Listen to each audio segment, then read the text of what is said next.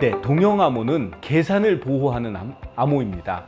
그러면 다른 암호는 무엇이냐? 처음에 나오는 암호는 우리가 데이터를 저장을 할 때 저장을 보호하는 암호입니다.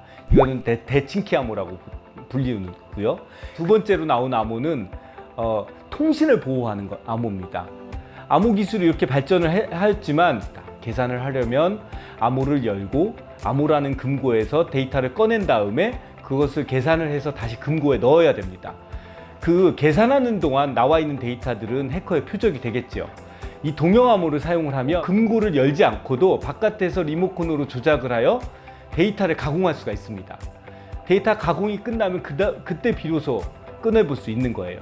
동형암호를 이용하면 저장, 통신, 계산이라는 컴퓨터가 하는 모든 일을 다 암호화된 상태에서 수행할 수 있으므로 완벽한 데이터의 보호가 이루어질 수 있게 되는 겁니다.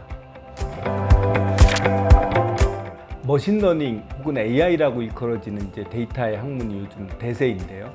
이 학문들에서 가장 이제 어려움을 겪고 있는 것이 데이터의 부족 문제입니다.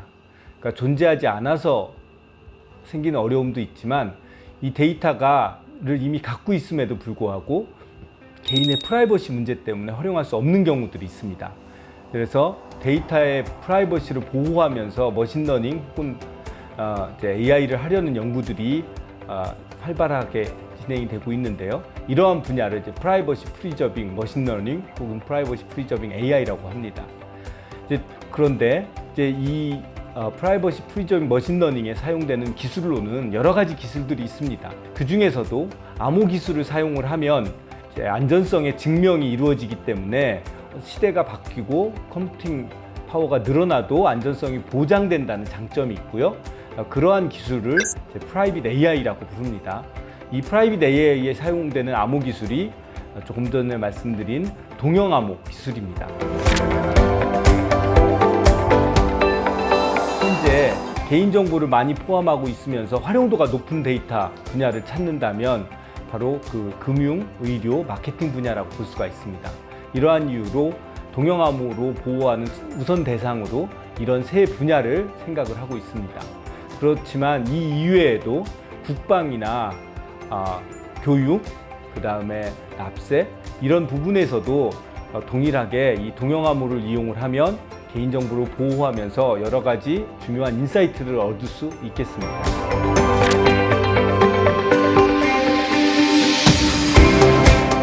몇십 년 전부터 진행되어 오는 한 가지 흐름이 우리가 소위 물리적 세상이라고 하는 세상과 별도로 사이버 세상을 이 인터넷상에 구축하는 이런 노력들이 있습니다. 사이버 세상은 물리적 세상과 이제 다른 특성이 조금 있습니다. 특히 이제 물리적 법칙이 지배를 받지 않는다는 특성들이 있고요. 이 사이버 세상에 존재하는 어떤 것들에 대해서 보호하는 기술로 이제 이런 동형암호, 블록체인 등이 이제 우선 나왔다고 볼 수가 있습니다. 앞으로도 이 사이버 세상의 어떤 질서를 만드는 역할은 이제 수학이 계속 할 수 있는데요. 최근에 또 열심히 연구가 되고 있는 스낙이라는 기술도 있습니다. 이것은 계산을 올바르게 했는지를 검증하는 기술이 되겠습니다. 그래서 이제 차세대 미래 기술로서 이런 동형암호, 그 다음에 양자내성암호, 그 계산 검증 혹은 스낙이라고 불리우는 기술, 그다음 이런 것들이 앞으로도 더 많이 연구되고 응용될 것이라고 보여집니다. 10년 후에 어떤 보안 기술이 쓰일 수 있겠느냐라고 하면 사용자의 입장에서는 오히려 더 단순해지지 않을까 생각을 합니다.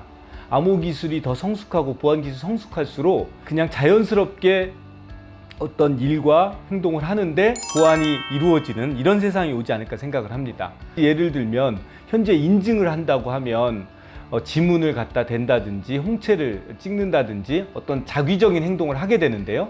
인증이 고도화된다면 멀티플 팩터 인증이라고 하고 혹은 무자각 인증이라고 하는데 사용자가 알지 못하는 사이에 여러 가지 요소를 체크를 해서 자연스럽게 인증하는 이런 게 이루어질 수 있겠죠. 자연스럽게 컴퓨터 회사에서 일을 하는데 그 데이터들이 저를 인증한 이후에 저 이외에 누구도 액세스할 수 없고 또 제가 일을 마친 뒤에는 누구도 그 데이터를 가져갈 수 없는 방식으로 자연스럽게 보호가 이루어지는 이런 시스템이 10년 후에는 만들어질 거라고 생각을 합니다. 물론 이제 이런 경우에 이제 동형암호가 큰 역할을 해야 되겠지요.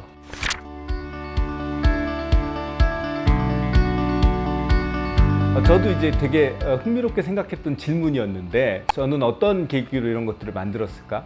근데 오히려 그 어떤 큰 목표를 가지고 큰 계기가 있었다기보다는 작은 것들이 쌓여서 된 게 아닌가 생각을 합니다. 즉 매 순간 조금 더 최선의 결과를 얻고 싶은 욕심이 있었고요.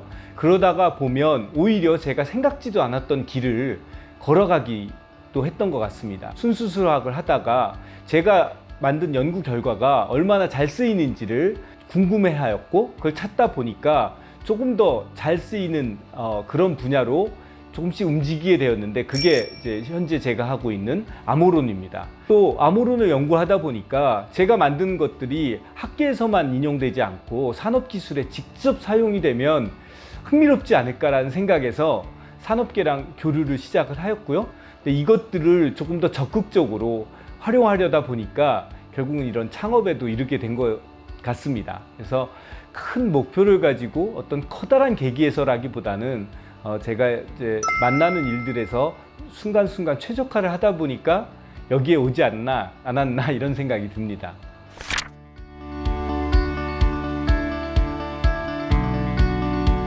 지금 이제 암호는 세상에 매우 널리 사용되고 있죠. 아마 하루도 암호를 사용하지 않고 지나가는 일이 거의 없을 겁니다. 그런데 암호에 대해서 고마워하기보다는 아마 불편해하는 분들이 더 많을 거예요. 암호학자로서 제 소망은 암호의 불안전성이 극복이 돼서 암호가 저 많은 분야를 보호할 수 있어서 암호에 대한 지식이 없이도 안전한 생활을 누릴 수 있는 그런 세상이 오기를 바라고요. 한편 크립토랩의 대표로서 생각을 할 때는 그런 세상이 왔을 때 그 세상의 최고의 기술이 우리 회사의 기술이 되었으면 좋겠습니다. 다행스럽게 아직까지는 이제 동형암호의 최고의 기술이 서울대에서 만들고 크립토랩에서 제작을 한 CKKS라는 해안 암호 기술입니다. 이 기술을 전 세계 사람들이 모두 사용하고 전 세계에 있는 컴퓨터에 모두 깔리는 그런 일을 기대해 봅니다. 학생들에게 강의를 할 때 제가 제일 먼저 강조하는 것은 즐겁고 재미있게 하자라는 것인 것 같습니다.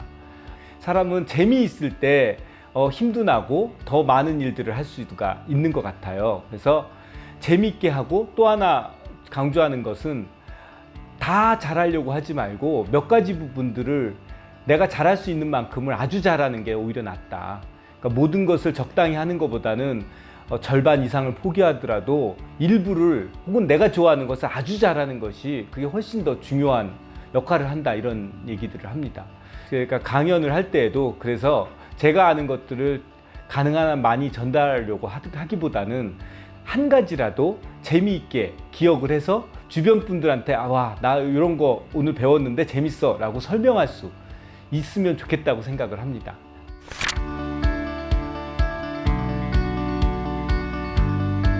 저는 학생들에게 드리고 싶은 말씀으론 좋아하는 것을 찾는 것이 중요합니다.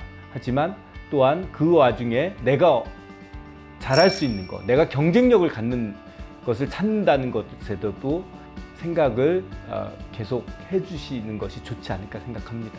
네. 저의 경우는 이제 수학을 좋아서 이제 오랫동안 했는데 제 인생에서 전환점이라고 생각했던 순간들이 있었습니다. 내가 열심히 수학을 하고 있는데 내가 없어졌을 때 수학계가 슬퍼할까? 이런 생각을 한번 해봤습니다. 근데 아무리 생각을 해도 그럴 것 같지 않은 거예요. 그러면 내가 기여할 수 있고 잘할 수 있는 것들을 좀 더 찾아야 되지 않을까 생각을 하게 되었고요. 제가 수학을 하면서도 제가 조금 더 잘할 수 있는 분야들을 찾는 노력을 했던 것 같고 그것이 어떻게 보면 지금 제가 이제 암호학에서 좀 자그마한 기여를 할 수 있는 이런 기회를 가지지 않았나 생각을 합니다.